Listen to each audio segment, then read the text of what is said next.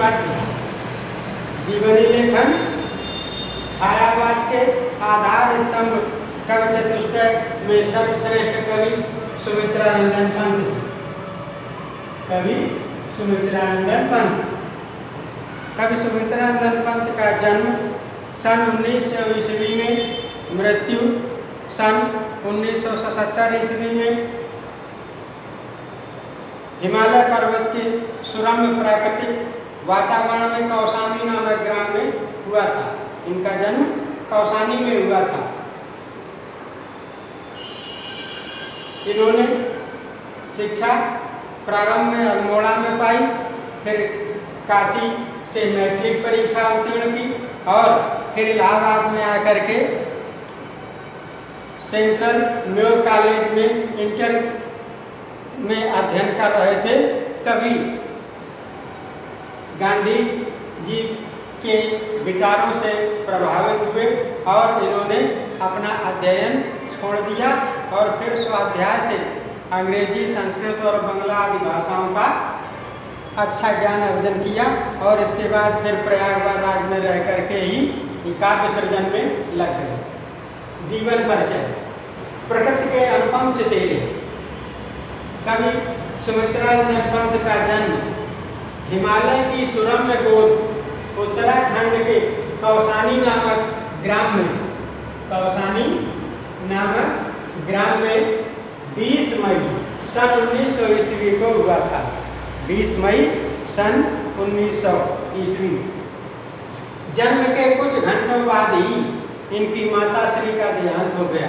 जन्म इनके पैदा होने के कुछ समय बाद ही 2-4 घंटे में इनकी माता का निधन हो गया। अब इनका पालन पोषण, जिसके कारण से इनका पालन पोषण इनकी दादी ने किया। इनका लालन पालन इनकी दादी ने किया। राजकीय हाई स्कूल अल्मोड़ा से शिक्षा प्राप्त करने के बाद काशी से मैट्रिक परीक्षा उत्तीर्ण की। इनके बचपन का नाम गोसाई दत्त था, जो इन्होंने अपने आप स्वयं बदल करके सुमित्रानंदन कर लिया। इनके बचपन का नाम गोसाई दत्त था, जो इन्होंने बदलकर सुमित्रानंदन कर लिया। जब ये इलाहाबाद के सेंट्रल म्योर कॉलेज से इंटर कर रहे थे, तभी गांधी जी के आंदोलनों से प्रभावित होकर कॉलेज छोड़ दिया और कॉलेज छोड़ा, अध्ययन नहीं छोड़ा, पढ़ाई नहीं छोड़ी। स्वाध्याय से अंग्रेजी, संस्कृत और बांग्ला भाषाओं का अध्ययन किया।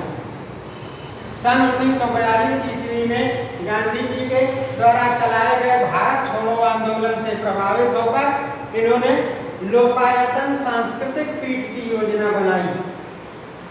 सन 1950 ईस्वी में आकाशवाणी से संबद्ध हुए और प्रयागराज में रहकर साहित्य सृजन करने लगे। भारत सरकार ने इन्हें पद्म विभूषण की उपाधि से अलंकृत किया। इन्हें लोकायतन महाकाव्य पर, इनका सर्वश्रेष्ठ महाकाव्य है लोकायतन। इन्हें लोकायतन महाकाव्य पर सोवियत लैंड नेहरू पुरस्कार और चिदम्बरा पर ज्ञानपीठ पुरस्कार प्राप्त हुआ। चिदम्बरा पर ज्ञानपीठ पुरस्कार और लोकायतन पर सोवियत लैंड नेहरू पुरस्कार, ये 2 पुरस्कार प्राप्त हुए। प्रकृति का यह सुकुमार कवि 29 दिसंबर सन 1977 ईस्वी को चिर निद्रा में लीन हो गया। चिर निद्रा, कभी न टूटने वाली नींद, अर्थात इस नश्वर संसार का परित्याग करके परलोक चले गए। कब? 29 दिसंबर सन 1977 ईस्वी को इनकी मृत्यु हो गई। रचनाएं।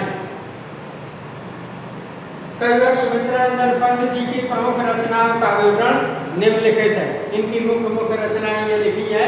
नंबर 1 वीणा, number 2 Granthi, number 3 Gunjan, number 4 Pallav, number 5 Yugan, 6 Yugvani, 7 Swarn किरण, 8 स्वर्ण धूलि, 9 ब्रह्म्या, 10 युगपथ, 11 उत्तरा, 12 वाणी, 13 कला और बूढ़ा चांद, 14 पतझड़, 15 लोकायतन, ये महाकाव्य है। लोकायतन महाकाव्य, 16 चिदम्बरा, 17 पुरुषोत्तम राम, 18 गीतहंस, और 19 गीत पर्व। ये इनकी मुख्य रचनाएं हैं। हिंदी साहित्य में स्थान। कविवर पंत जी छायावादी युग के श्रेष्ठ कवि हैं। छायावाद के कवि चतुष्ट है 4 कवियों में जयशंकर प्रसाद, सुमित्रानंदन पंत, सूर्यकांत त्रिपाठी निराला और महादेवी वर्मा। तो इनका नाम सर्वोपरि है। छायावादी युग के श्रेष्ठ कवि हैं। इन्होंने छायावाद और प्रगतिवाद 2 युगों में काम किया है। छायावाद के साथ साथ प्रगतिवाद में भी इन्होंने काम किया है। इनके काव्य में छायावाद की प्रवृत्तियाँ, छायावादी विशेषताएं और प्रगतिवाद की प्रवृत्तियाँ, प्रगतिवाद की विशेषताएं पर्याप्त रूप में पाई जाती है। इसलिए इनके काव्य को दोनों युगों में माना जाता है। इनके काव्य पर मार्क्सवादी चिंतन का प्रभाव स्पष्ट दिखाई देता है। ये अरविंद